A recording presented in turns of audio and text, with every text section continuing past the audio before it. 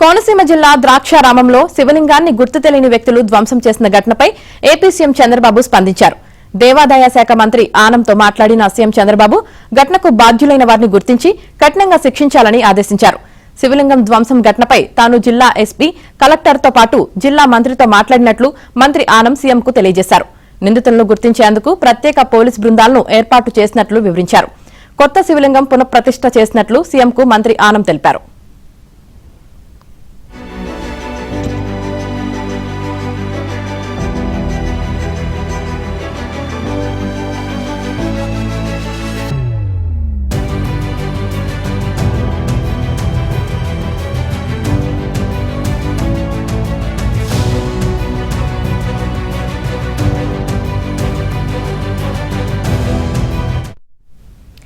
శివలింగం ధ్వంసమైన ప్రాంతాన్ని ఎస్పీ రాహుల్ మీనా పరిశీలించారు.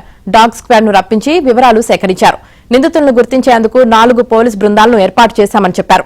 సమీపంలో ఉన్న సీసీ ఫుటేజీలను పరిశీలిస్తున్నామన్నారు. అన్ని కోణాల్లో కేసును దర్యాప్తు చేస్తున్నామన్నారు ఎస్పీ. తమకు లభించిన ఆధారాల మేరకు నిందితులను గుర్తించి చర్యలు తీసుకుంటామని తెలిపారు.